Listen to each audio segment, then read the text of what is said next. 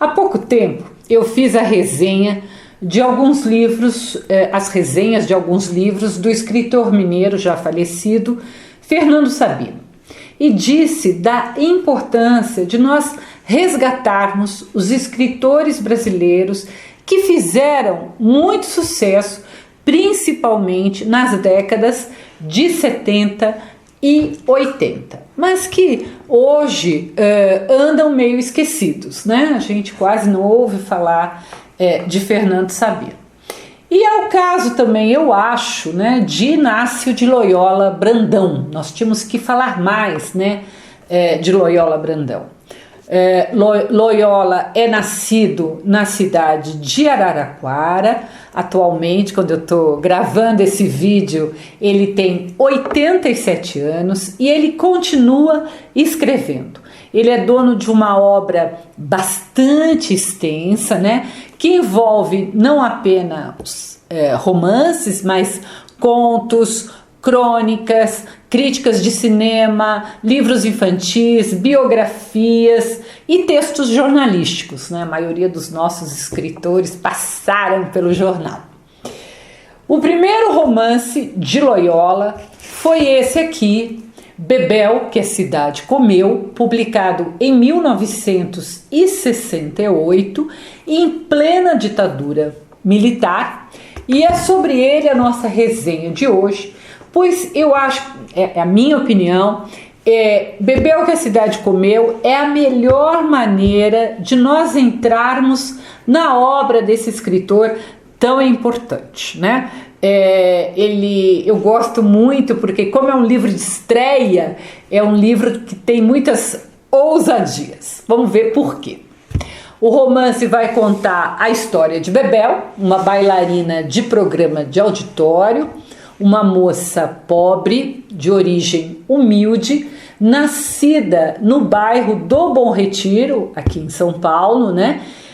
E, como eu disse antes, o livro tem algumas características de narrativa diferentes. Por exemplo, ele começa com o suicídio da personagem Dina, que nós, leitores, não sabemos quem é. Logo depois, há um texto em primeira pessoa em que a Bebel, ela narra uma segunda-feira, véspera de feriado, em 1966. E ela nos conta que ela havia feito muito sucesso 3 anos antes, mas que naquele momento ela estava esquecida, né? Ninguém mais a chamava para outros trabalhos, trabalho na televisão, trabalho como de publicidade, etc. Aí a narrativa em primeira pessoa ela interrompe e começa uma outra narrativa, agora em terceira pessoa, e que vai contar a história de Bebel desde criança, desde que ela tinha apenas 8 anos de idade, e ela se escondia num ferro velho que tinha ao lado da sua casa para fugir das surras do pai. Seu pai era um descendente de espanhol ali meio bravo, né, e que bebia um pouco demais. A história, ela se passa em São Paulo e o escritor descreve não apenas o bairro ali do Bom Retiro, habitado naquela época principalmente por judeus e espanhóis, né? Isso depois aqui em São Paulo vai se modificar, mas naquela época eram judeus e espanhóis. Mas ele mostra também os sinais evidentes de pobreza que cercavam Bebel. A sua própria casa tinha uma rachadura enorme que ela podia ver através da rachadura. O fiscal já havia avisado ao pai de Bebel que eles tinham de deixar aquela casa por uma questão óbvia de segurança, né? Mas o pai da Bebel ignorou completamente esse aviso e eles ficaram morando naquela casa por muitos e muitos anos. A ida para a televisão vai mudar completamente a vida da jovem, mas claro, é um sucesso fugaz, né? Por quê? Porque é um sucesso que não é sedimentado no talento da pessoa, mas na beleza, que também é fugaz, né? A beleza ela também cansa, ela também acaba. Era uma época de muitos programas de auditório e a grande parte deles tinha bailarinas, né? Alguns chegaram até hoje, a gente ainda vê de vez em quando algum programa de auditório com bailarinas. Eu gosto muito nesse livro como o escritor é capaz de descrever tão bem a cidade, uma cidade grande, né, que engole os mais fracos, né? Eu sempre digo que precisa ser forte para morar e viver e vencer em São Paulo. É um livro realista e ele mostra para pessoas como eu, que moro em São Paulo a vida inteira, né? Tantos lugares que eu sou capaz de reconhecer. Mas ele mostra também os problemas que os personagens enfrentam nessa cidade. Além disso, o romancista ele vai mostrando o pessimismo, o desencanto dos jovens, né, o Bebel e os amigos dela, em um regime tão opressor como era o regime na época da ditadura. Um dos amigos de Bebel é o escritor Bernardo, e que funciona ali como um alter ego do Inácio de Loyola Blandão, mostrando como é penoso o processo de escrita.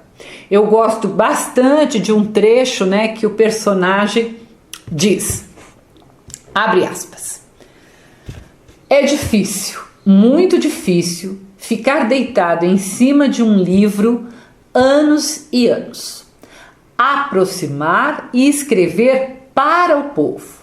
Um escritor deve ser compreendido porque ele pode mudar o mundo, principalmente esse mundo que está à volta dele a esmagá-lo.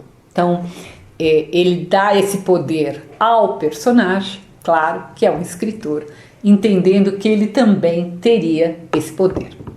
A narrativa foi muito inovadora para a época e continua moderna até hoje, pois o autor ele mistura ao texto anúncios de jornais, notícias, manchetes, que vão contextualizando aquele momento, né, em que a história se passa. Eu gosto bastante. No primeiro momento a gente tem um estranhamento, mas como isso vai aparecendo com frequência, a gente se acostuma.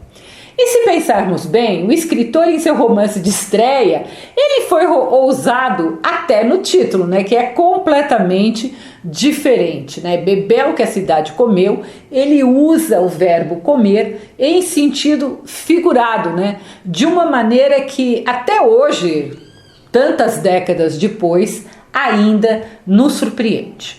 Este livro, não vou contar mais, mas ele não é uma leitura difícil e eu acho que é uma leitura importante, principalmente para aqueles que não viveram aquele momento difícil do Brasil, que foi o momento da ditadura militar.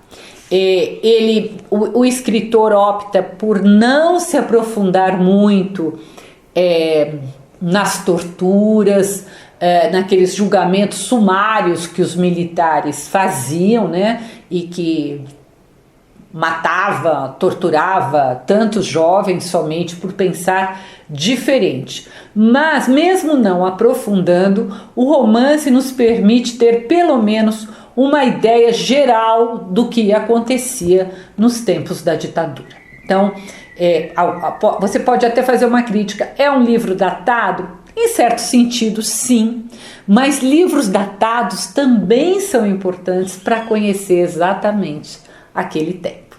Nós vamos ainda falar de outros livros do escritor, por isso se inscreva no canal, deixe seu like e não deixe de conhecer minhas crônicas que eu publico toda terça-feira no meu site www.miriambevilacqua.com.br.